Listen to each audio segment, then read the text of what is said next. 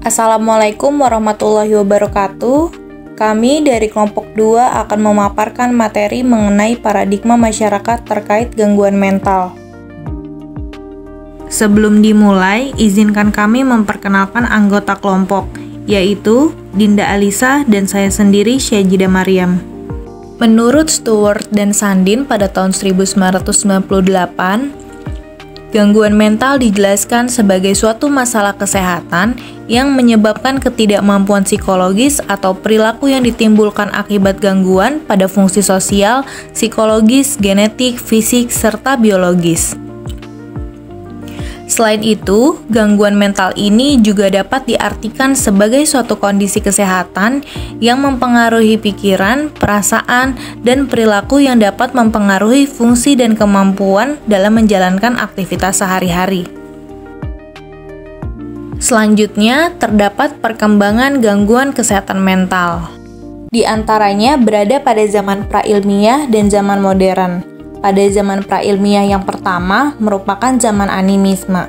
Pada zaman ini mereka percaya bahwasannya dunia selalu diawasi, dikuasai, dan dikendalikan oleh roh-roh atau dewa-dewa yang merasuki jiwa mereka. Orang Yunani kuno percaya bahwa mereka yang mengalami gangguan mental terjadi karena dewa marah dan membawa pergi jiwanya. Sedangkan naturalisme dianggap sebagai suatu aliran yang memandang bahwa gangguan fisik dan mental merupakan akibat dari alam.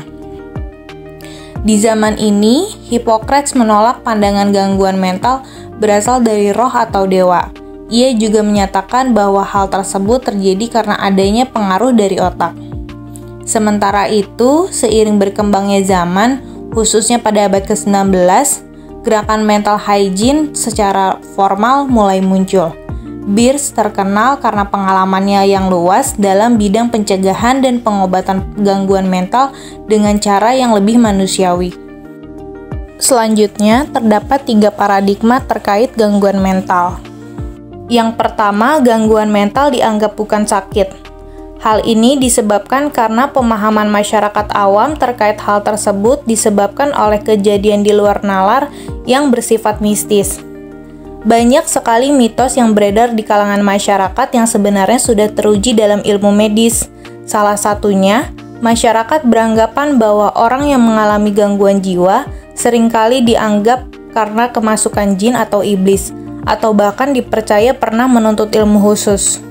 Seperti halnya pada gangguan medis, jelas terlihat organ tubuh yang sakit, sedangkan pada gangguan kejiwaan, ketika dilakukan pemeriksaan laboratorium dan scanning, tidak kelihatan organ tubuh mana yang sakit.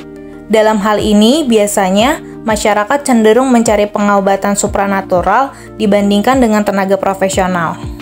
Selanjutnya adalah gangguan mental dianggap tidak sakit. Gangguan kesehatan mental kadangkala masih sering dianggap sebagai kondisi tidak sakit, mungkin dikarenakan gangguan kesehatan mental yang dialami oleh penderitanya tidak terlihat, baik dari si penderita maupun dari orang lain. Berbeda dengan seseorang yang mengalami masalah kesehatan fisik, di mana biasanya dapat terlihat dan diasumsikan bahwa orang tersebut memang sakit. Tapi hal itu berbeda dengan orang yang mengalami gangguan kesehatan mental karena ia merasa seperti ia masih bisa menjalani aktivitas sehari-harinya dengan normal, merasa dirinya baik-baik saja dan tidak sedang mengalami kondisi gangguan kesehatan mental apapun, dan terkadang seperti denial dengan kondisi yang dialami. Dan yang ketiga yaitu gangguan mental dianggap sebagai sakit. Semakin berkembangnya zaman, pengetahuan terhadap gangguan kesehatan mental ini mulai dianggap sebagai suatu hal yang membutuhkan penanganan dan cara pengobatan yang lebih profesional dan manusiawi. Gangguan mental dianggap sebagai sakit dikarenakan gangguan mental ini dapat mempengaruhi emosi, pola pikir, dan perilaku bagi pengidapnya.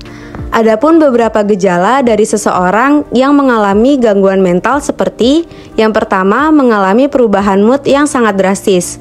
Misalnya dari sangat sedih menjadi sangat gembira ataupun sebaliknya dalam waktu yang singkat. Yang kedua, memiliki rasa takut yang berlebihan. Yang ketiga, cenderung menarik dirinya dari kehidupan sosial. Yang keempat, merasa emosional, di mana cenderung amarahnya tidak terkendali. Yang kelima, mengalami delusi. Terkadang beberapa gejala tersebut juga disertai oleh gangguan fisik, seperti sakit kepala, nyeri punggung, sakit perut, ataupun nyeri lainnya. Oleh karena itu, gangguan mental dapat dianggap sebagai sakit. Contoh dan ciri gangguan kesehatan mental. Beberapa contoh dan ciri dari gangguan kesehatan mental diantaranya, yang pertama ada skizofrenia.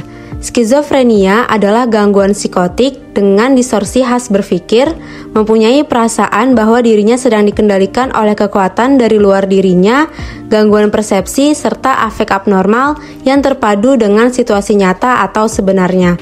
Seseorang yang mengalami gangguan kesehatan mental ini membuat pengidapnya mengalami delusi, halusinasi, kekacauan dalam berpikir, mengasingkan diri dari orang lain, hingga mengalami perubahan perilaku. Gangguan kesehatan mental ini bisa berbahaya bila tak diatasi.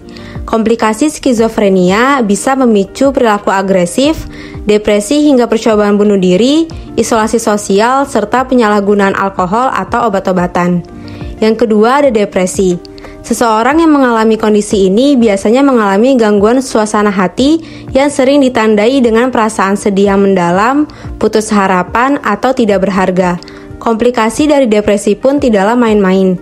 Gangguan kesehatan mental satu ini bisa menyebabkan masalah emosional, perilaku, dan kesehatan yang mempengaruhi setiap aspek kehidupan seperti diantaranya ada penurunan atau bahkan terjadi penaikan berat badan, memicu penyakit fisik, penyalahgunaan alkohol atau narkoba, kecemasan, gangguan panik atau fobia sosial, ada konflik keluarga, kesulitan dalam hubungan dan masalah pekerjaan atau sekolah, isolasi sosial, dan timbulnya perasaan ingin bunuh diri. Dan yang ketiga ada PTSD atau Post Traumatic Stress Disorder. PTSD ini adalah gangguan kesehatan mental yang dipicu oleh kejadian tragis yang pernah dialami atau disaksikan oleh seseorang. Bagi pengidap gangguan mental PTSD ini biasanya mereka mengalami perubahan reaksi emosional maupun fisik seperti mudah ketakutan, selalu waspada, kesulitan tidur, kesulitan untuk berkonsentrasi, serta rasa bersalah yang luar biasa, putus asa, kesulitan dalam mengingat, dan muncul pikiran negatif. Selanjutnya, terdapat cuplikan video mengenai cara pengobatan untuk gangguan kesehatan mental pada zaman dahulu. Mari disimak videonya. Orang-orang di zaman dulu terkenal menggunakan cara-cara ekstrim untuk mengobati penyakit. Salah satunya metode trepanasi untuk mengobati migrain atau sakit kepala. Metode yang tercatat telah dilakukan berabad-abad sebelum Masehi ini dilakukan dengan mengebor kepala pasien hingga berlubang. Alat yang digunakan untuk mengebor berbeda-beda. Di zaman primitif, mereka menggunakan semacam logam tajam, sedangkan di zaman modern pada abad 16 menggunakan alat berbentuk seperti bor tangan yang ujungnya bergerigi tajam. Cara menggunakannya sama, yakni tangan memegang handle bagian atas lalu diputar-putar sampai tengkorak berlubang. Tak hanya untuk sakit kepala dan migrain, pengobatan ini juga dipercaya menyembuhkan sakit mental. Bahkan orang zaman dulu percaya trepanasi sangat mujarab untuk mengusir setan yang ada dalam diri seseorang atau mengobati kesurupan. Sekian penjelasan mengenai materi tersebut dari kelompok kami. Kurang lebihnya mohon maaf. Wassalamualaikum warahmatullahi wabarakatuh.